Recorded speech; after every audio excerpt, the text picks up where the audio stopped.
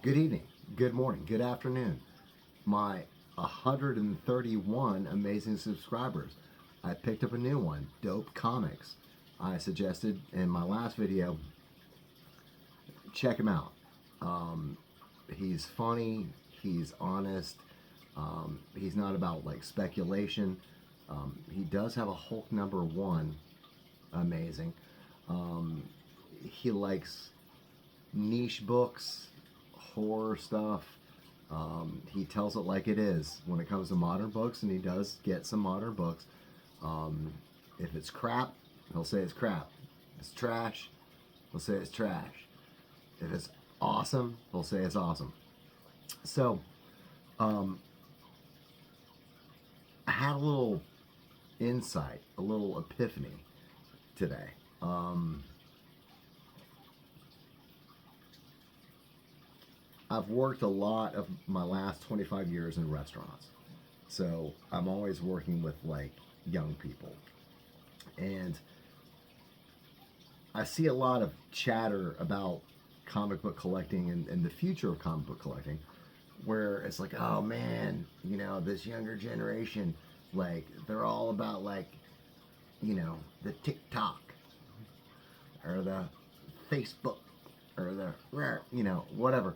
And they just don't have the patience or the appreciation for this art form that we love.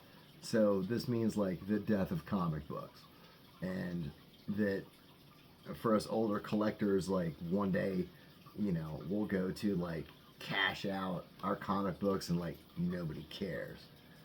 So I was talking.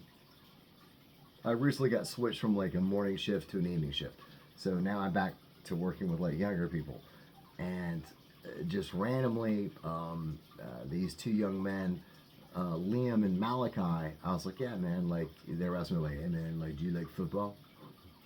Do you like guns? Do you like cars?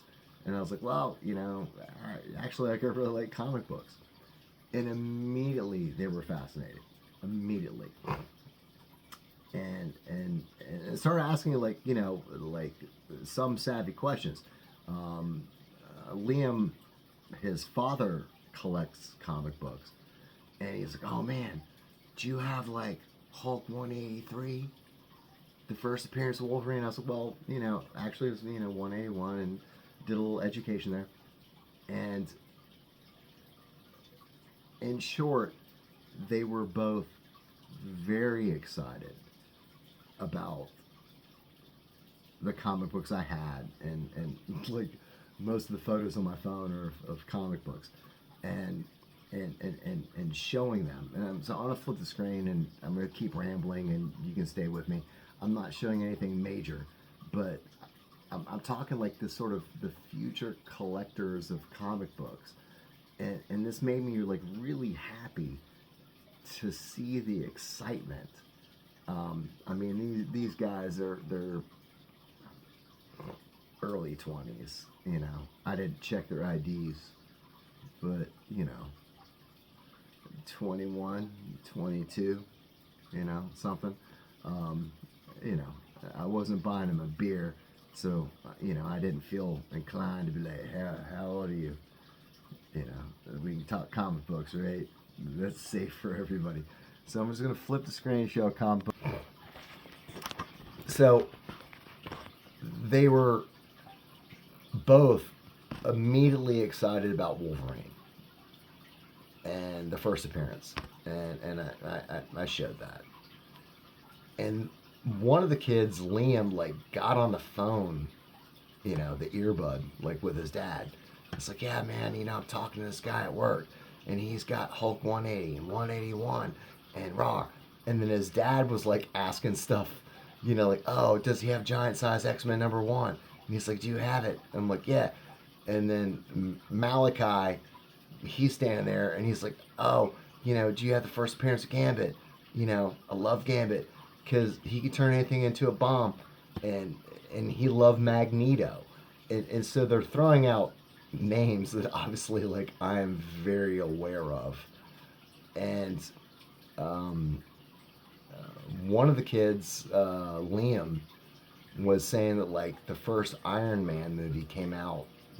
I can't remember how old he said he was, but he was like really young, and so it was very formative in his life to see Iron Man, maybe before he knew about comic books, like on the big screen.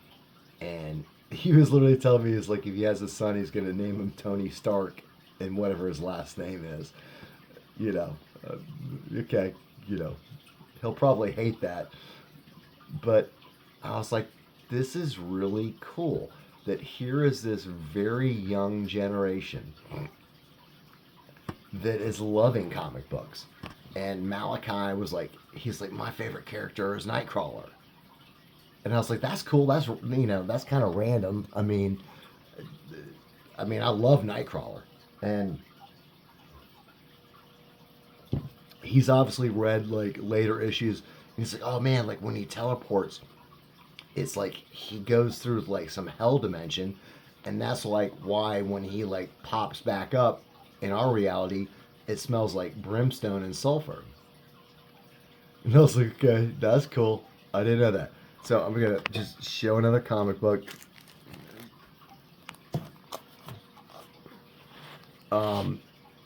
They both knew Ghost Rider, and like me, we're sort of like, well, the Nick Cage Ghost Rider, but had high hopes for the character.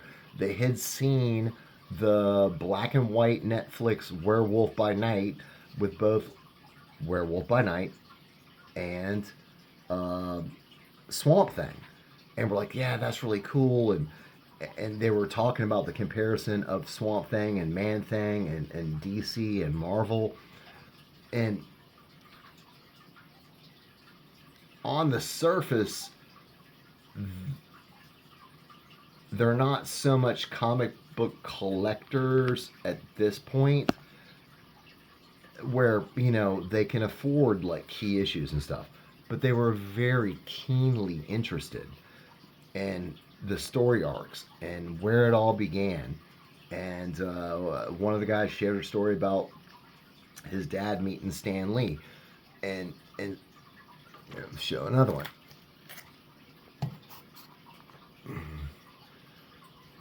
Fantasy Masterpieces #1.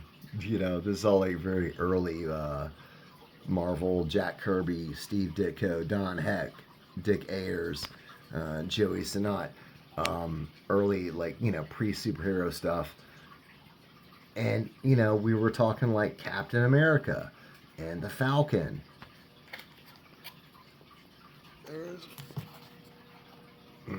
First Nomad. I was with my good buddy Chance at Mr. Comic Shop, and he was actually like, dude, this is the first appearance of Nomad. You should get that. I got something off that $36. I just grabbed some comic books at random. So like, yeah, we're talking like Wolverine, and we're talking Magneto, and we're talking Scarlet Witch, and we're talking Ghost Rider, and we're talking Man Thing, and they knew they both like really loved the Moon Knight thing, and they were like, yeah, man, the first Moon Knight, it was in Werewolf, and they couldn't cough up the numbers, but they were trying, and they got close. And I was like, well, yeah. Now the first appearance of Moon Knight is Werewolf by Night, like number 32, and they were vastly interested. As a generation that I think people my age would look like, or they have short attention spans, or whatever negative things we would say about like millennials, or at this point, like, I don't know, like, what generation are we on now? Like Z minus or something. That they had a love for the characters, and they also had a love for the art form because they were talking about it. And they didn't know specific artists, but they were like, oh, I really liked, this over that. Of course, they really liked the ASM 300, the first appearance of Venom. So they kind of knew Todd McFarlane. Once again, they were kind of bumbling the names a little bit. But another book, like I said, this is all random stuff. Mordred the Mystic, #1. They knew a lot more than I would have expected for their age and for like not like intense comic book buyers, but just from talking to them, I could see the germination of a passion for the art form. You know, not digitally, not a download, not, a facsimile. And where they're like, even like, oh man, like, look at that 12-cent cover price. And hearing that excitement, it sort of echoed in me a lot of the same excitement that I had when I was much younger. And so I was telling him, I was like, look, I've been doing this a long time, and uh, I found some crazy deals and books that I didn't know later what the significance was going to be. We talked about the first appearance of Sabretooth. Um, they really liked that. One of them commented on he really liked how quickly Sabretooth was killed in the Deadpool Wolverine movie. Here's a couple dead men. They're asking me about, DC Comics versus Marvel Comics and why I liked one over the other. And, and we talked about it. And like I said, it was really, it made me happy. Because I see so many channels that are like, oh, this medium is dead and is not going to resonate with, a younger generation is broad. So, I don't know if you mean people in their, whatever, 40s, 30s, or 20s, that this medium is not going to resonate.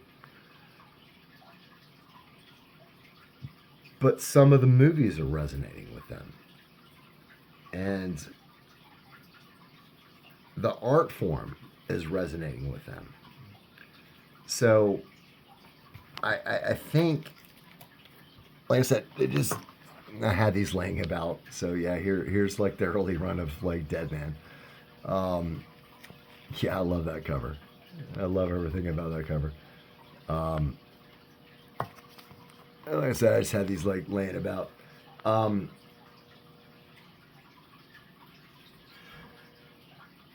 I believe in the future of comics.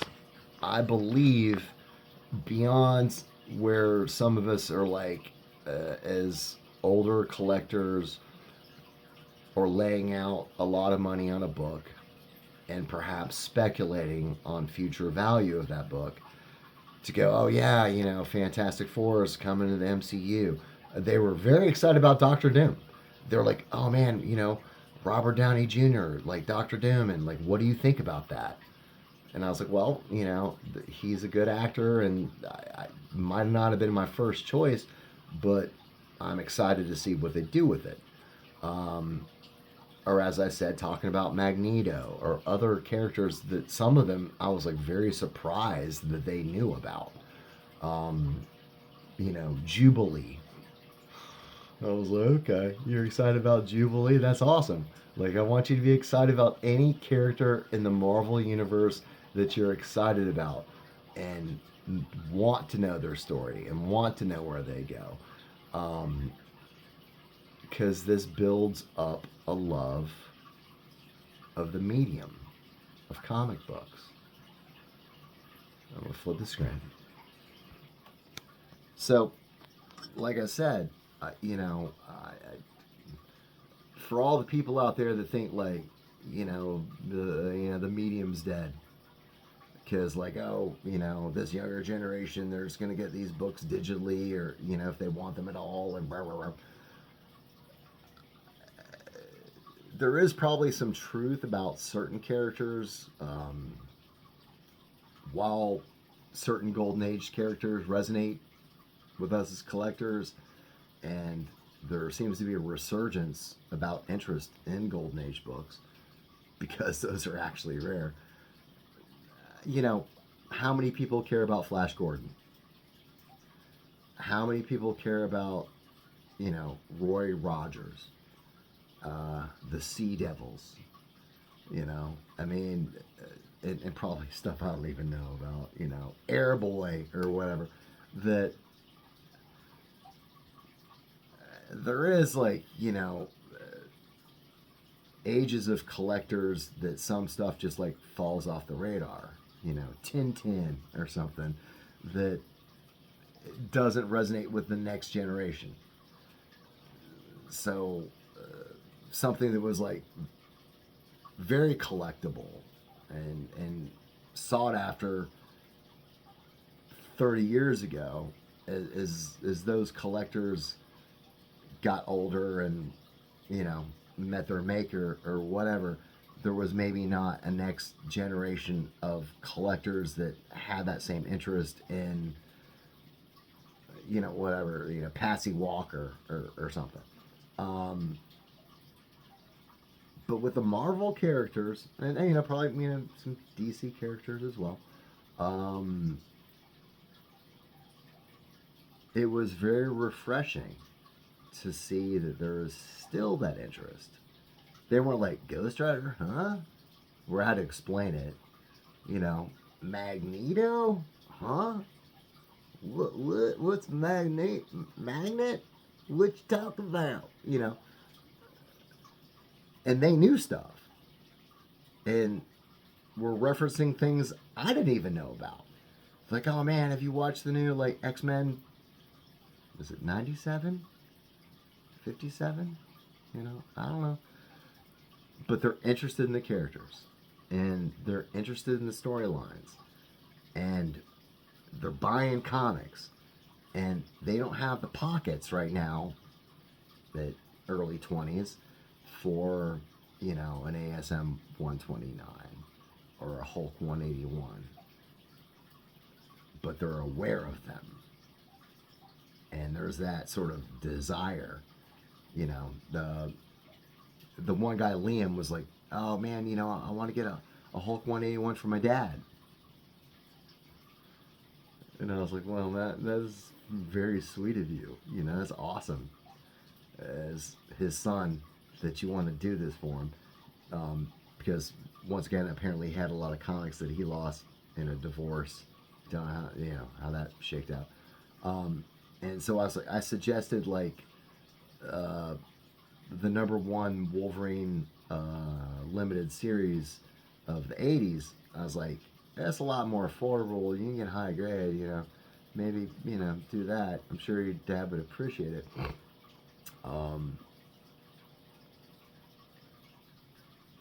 But it like really pumps me up, man. It really pumps me up to see young people.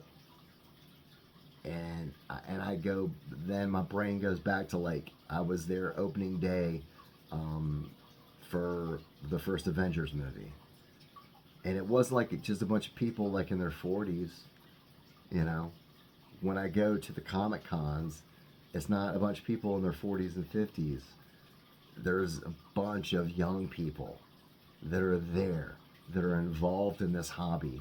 And like that should make us all optimistic about the future of this art form that we love so much, that we care about so much, that we invest so much of our money and time into.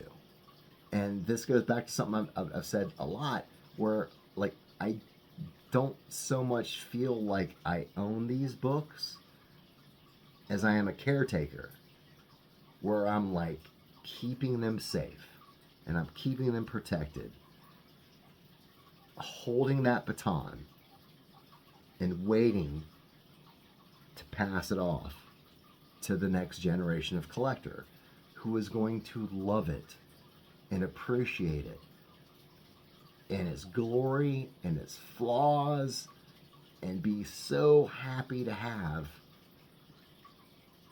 you know, whatever it is, you know, the first appearance of Jubilee, or the first appearance of Gambit, or Giant Size X-Men 1, or Silver Surfer #1, and the excitement that I feel when I get like a Grail book for me. Somebody's going to feel that joy. Hopefully Tony the Trash Man doesn't like take your collection to the landfill when you shuffle off the mortal coil. And like I said, it just really makes me happy. I'm gonna sign off here because I'm just gonna keep saying that over and over again. That it like really makes me happy.